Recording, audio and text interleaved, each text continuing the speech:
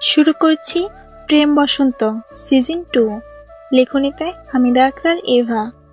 পর্ব সংখ্যা 9।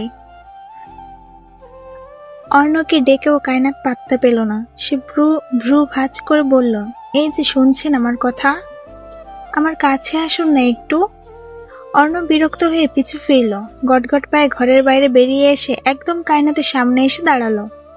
কায়নাত আতঙ্কে ঘাড়টা উঁচু করে চোখ বড় বড় করে বলল, এত কাছে তো আসতে বলিনি, আপনাকে তো দেখতে পাচ্ছি না, একটু দূরে গিয়ে দাঁড়ান। অর্ণ দুপা পিছিয়ে গিয়ে দাঁত চিবিয়ে বলল, লিলিপুর, বেয়াদব মহিলা, সমস্যা কি আপনার?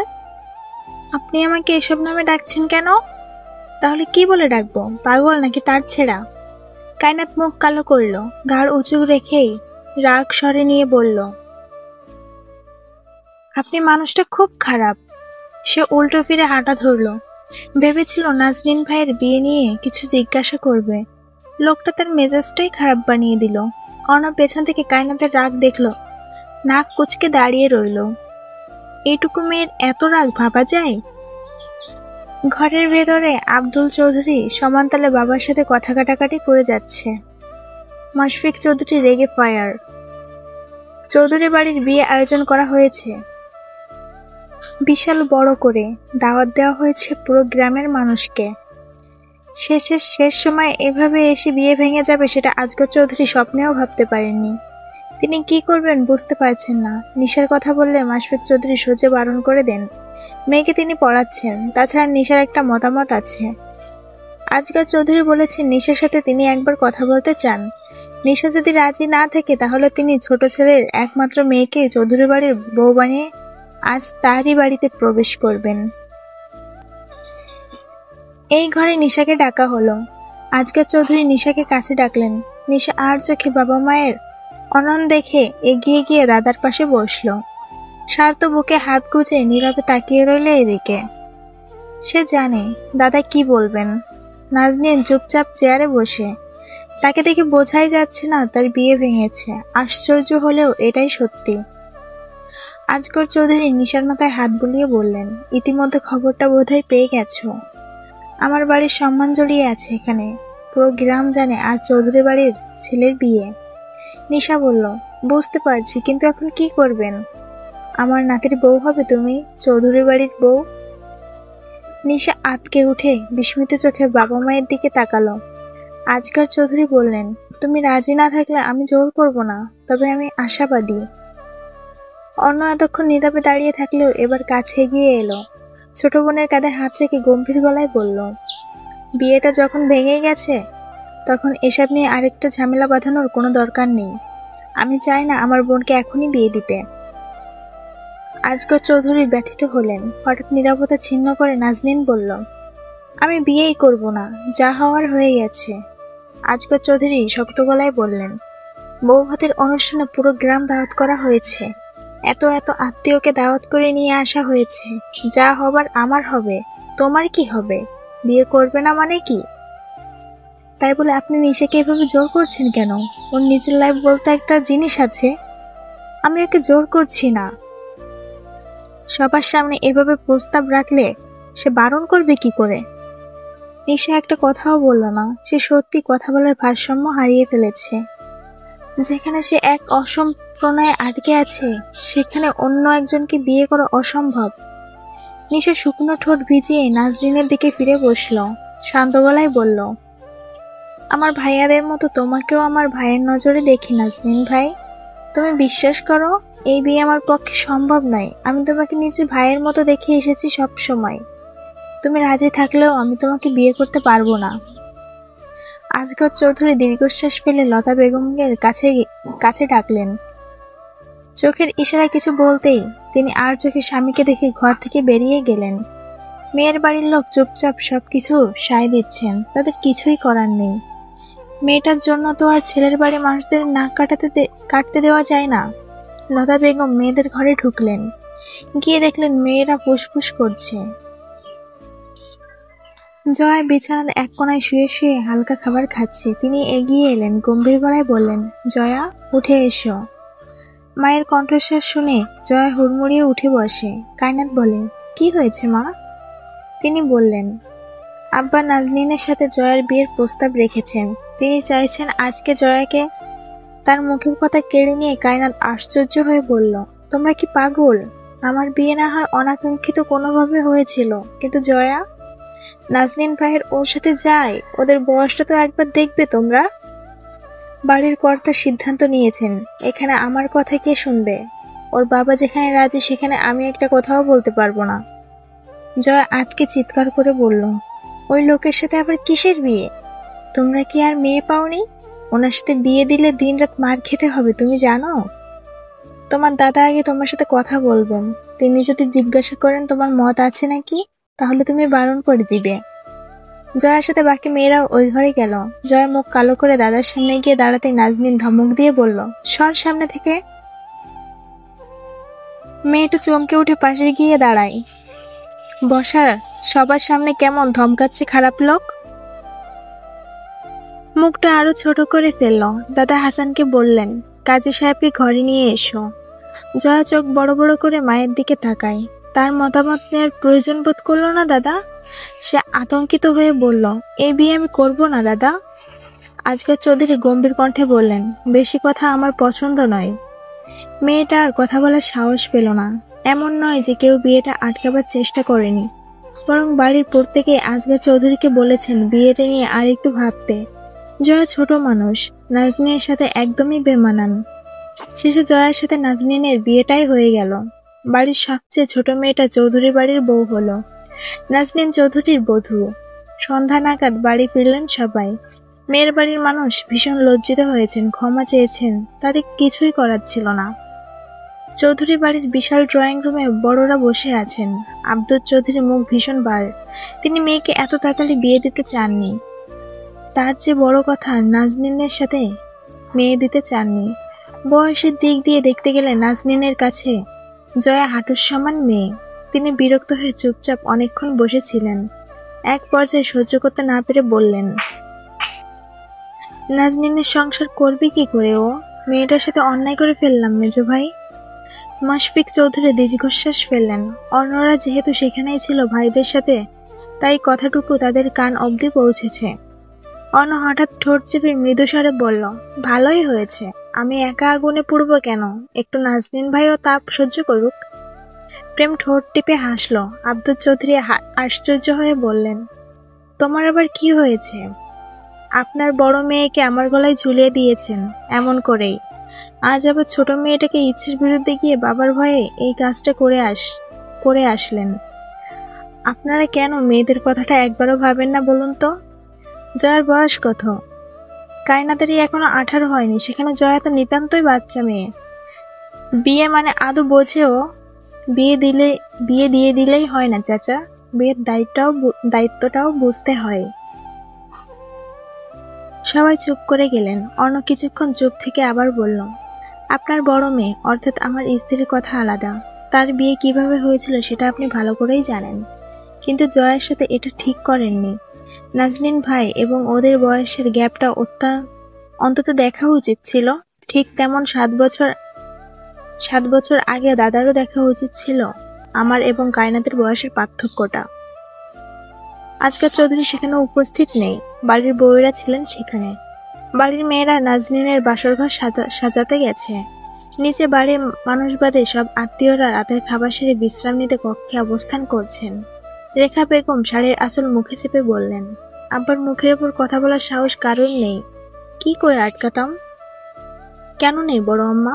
কেন আপনারা প্রতিবাদ করতে পারেন না? রীতিমতো চৌধুরী বাড়ি এখন অব্দি 2টা বাল্যবিবাহ হয়েছে। আমরা না হয় ছোট বলে মুখের উপর কথা বলতে পারি না, কিন্তু আপনারা কেন চুপ করে বসে থাকেন? অর্ণ আজ পরিবার মানল না। সোজা কড়া গলায় বলল, নেহাত গ্রামের প্রভাবশালী লোক আপনারা, না হলে আমি নিজে গিয়ে থানায় খবর দিয়ে আসতাম। অর্ণ উঠে দাঁড়ালো। মুশফিক চৌধুরী ছেলের রাগ দেখে মেজাজ ঠান্ডা করতে বললেন, এত রেগে যাচ্ছ কেন? তোমার বউকে বলো ঠান্ডা শরবত বানিয়ে আনতে। অর্ণ আশ্চর্য হয়ে বাবার দিকে তাকালো। এতক্ষণ কাদের সামনে কি বলল? আব্দুল চৌধুরী হতাশ হয়ে ভাইয়ের কাঁধে হাত রাখলেন। প্রেম হাসি চেপে কোন রকম উঠে দাঁড়ালো। সব পাগলের দলবল চৌধুরী বাড়ি এসে হাজির হয়েছে। অর্ণব প্রস্থান করতে মুশফিক চৌধুরী হতাশ গলায় বললেন, নিশ্চিত আমার বড় ছেলেটার মাথায় সমস্যা। আমার বড় বৌমা কত মিষ্টি একটা মেয়ে, একখানা পুতুল বউ পেয়েও ওর পছন্দ হয়নি। তুই বল, ওকে নিয়ে আমি করবোটা কি? আব্দুল চৌধুরী বললেন, শুধু রূপ থাকলেই তো হয় না ভাই, মেজো ভাই। ওদের মধ্যে বোঝাপড়া তো একটা ব্যাপার আছে নাকি? সব সময় দাও, দেখবে একদিন সব ঠিক। নাজনীনের বাসর ঘর সাজানো হচ্ছে ফুল দিয়ে। নানা রকম ফুলের বাহার ছড়িয়ে পড়েছে বড় ঘরটায়। সুগন্ধে মুখরিত চারপাশ। জয়াকে এখনো এই ঘরে আনা হয়নি। কায়নাত বিছানায় উপর হয়ে শুয়ে শুয়ে গোলাপের পাপড়ি ছিঁড়ছে। আলতার মতো ফর্সা কোমরখানা উন্মুক্ত হয়ে উকি দিচ্ছে বাইরে। পা দুটো উপরের দিকে উঁচিয়ে পা দোলাচ্ছে। মেয়েরা সবাই ঘর সাজাতে ব্যস্ত। ছেলেরা সাজাতে চেয়েছিল, মেয়েরা পালন করেছে। নিধির ধারণা ছেলেদের থেকে বেশি সুন্দর করে মেয়েরা ঘর সাজাতে পারে। মাহি কাজ করতে করতে বলল, এটা কোনো কথা হলো? জয়াকে এখন ভাবি বলে ডাকতে হবে? নিধি বলল, ভাইয়া অনুমতি দিলে নাম ধরে ডাকবি, না হলে ভাবি বলেই ডাকতে হবে। ইস, কত কিছু ভেবে রেখেছিলাম নতুন ভাবিকে নিয়ে। বজ্জাত মহিলা শেষে পালিয়ে গিয়ে পুরো প্ল্যানটাই মাটি করে দিল। নিশা ওদের দিক থেকে দৃষ্টি ফিরিয়ে কায়নাতের দিকে তাকালো। মেয়েটা পা দুলিয়ে দুলিয়ে আরাম করে শুয়ে শুয়ে ফুলের পাপড়ি ছিঁড়ছে। সাদা রঙের চাদরের মধ্যে একটা লাল টুকটুকে পুতুল বউ শুয়ে আছে। নিশা মন দিয়ে কায়নাতকে দেখল। মেয়েটার ব্যবহার যেমন মধুর মতো, ঠিক তেমন দেখতেও পুতুলের মতো।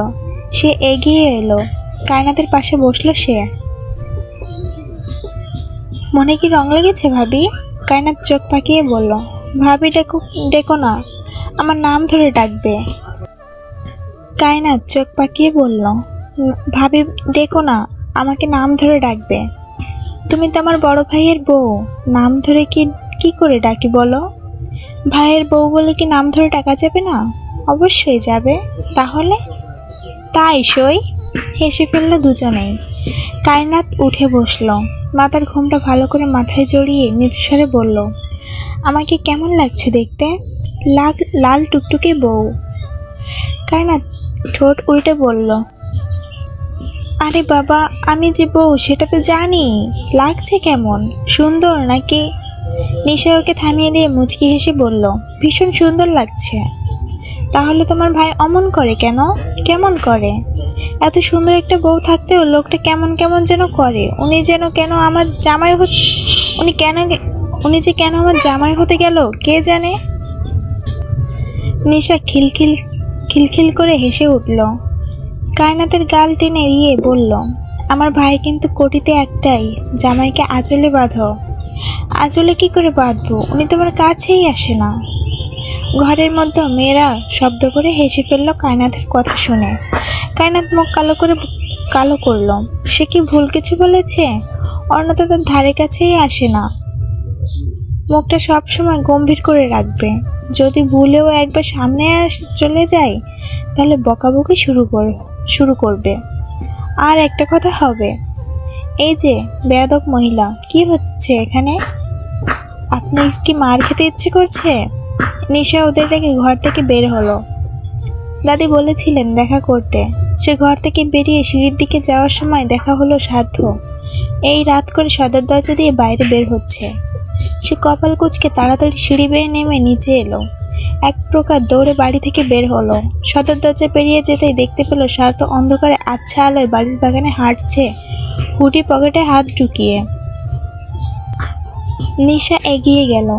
তার হাতের কাচের চুড়ির ঝুনঝুন শব্দ শুনে সার্থ পিছনে ফিরে তাকায়। নিশা ঘাড় উঁচু করে কপাল কুঁচকে তার দিকে তাকিয়ে আছে। সার্থ আশ্চর্য হয়ে বলল, নেশার বাচ্চা, এত রাতে বাইরে কি হচ্ছে? নিশা এক পা এগিয়ে এসে নিচু গলায় বলল, তুমি বুঝি ভূতের সাথে দেখা করতে এসেছো এত রাতে? বাইরে কি হচ্ছে? আমি তো সিগারেট খাওয়ার জন্য এসেছিলাম। নিশা নাক মুখ কুচকে ফেললো। ছোট ছোট হাত জোড়া হঠাৎ করে সার্থর হুডির পকেটে হামলে পড়ল।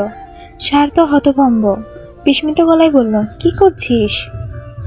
নিশা পকেট থেকে সিগারেটের প্যাকেট বের করে মুঠোয় নিয়ে পেছনে লুকিয়ে ফেলল। সার্থ গম্ভীর হয়ে বলল, কি হলো এটা? দেখলে না? দিয়ে দে। হুম, দে। এসব ভালো নয়, মার খাবি। দাও।